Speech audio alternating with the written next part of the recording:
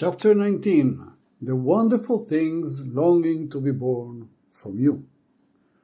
One of the most complex challenges in life is helping a person recognize the unique, creative, one-of-a-kind treasures that have lived within them all along.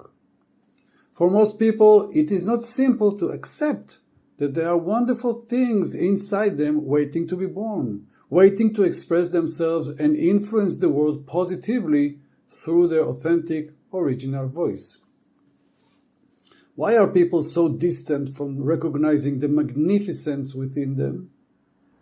As you may already guess, the answer is they do not love themselves enough. There are, of course, other reasons too. Our culture has trained us to lean excessively on the left brain, logic, order, and analysis, while dismissing imagination, intuition, fantasy, and creativity as unreliable, unimportant, or even dangerous.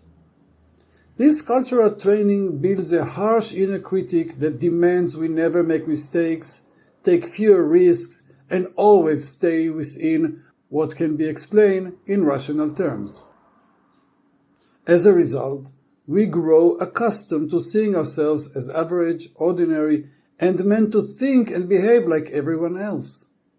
Original or imaginative thought, the very paths that could help us discover our uniqueness, are pushed aside. We are taught that only a small minority are talented or creative, while the rest of us are merely average. In such an atmosphere, we learn to feel less, to dream less, and to silence the parts of us that dare to be unusual, bold, or original.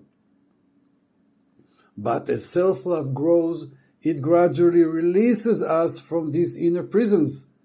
It gives us permission to be whatever we wish to be, to wander into the territory of imagination and fantasy without fear of being ridiculous, impractical, or wrong.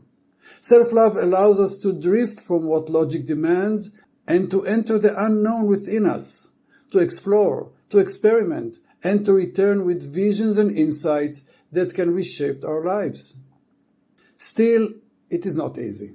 Much of what makes us unique and meaningful is hidden in places we rarely look because our daily tools of logic and reason cannot reach them.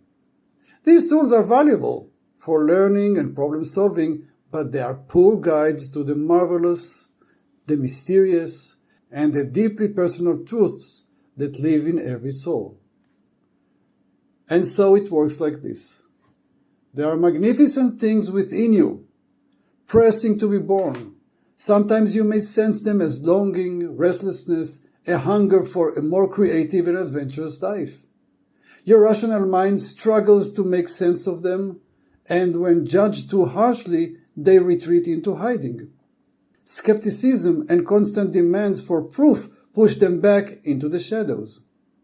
This leaves us with two options. Either dismiss these longings as irrelevant because they cannot be proven, or give them a chance. Allowing ourselves to believe that each of us holds a unique, creative seed that longs for expression under the right conditions. This tension between the known and the unknown, between reason and imagination, has shaped humanity throughout history. Conservatism holds us to what is proven, while adventure and creativity urge us toward discovery and transformation. Both live within us. If the phrase, "the wonderful things that long to be born from you," stirs something in your heart, then you already know the answer. There's no real dilemma. To pursue these longings is the only path forward. It requires courage, a temporary willingness to risk confusion, and the humility to suspend logic for a while so that imagination may breathe. Self-love plays a vital role here. It gives faith to the parts of us we barely believe exist. It acts like a loving mother who trusts her child even when the world doubts him, even when his dreams sound impossible or strange.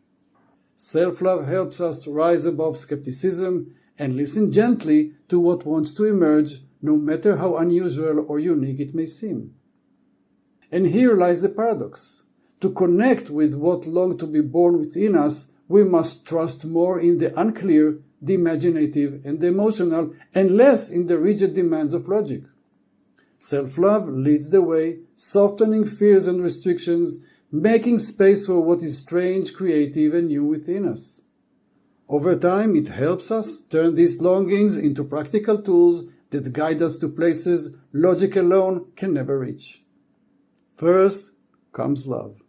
Only afterward comes understanding. Are we ready for such a new order, one that begins with love and only then seeks to understand?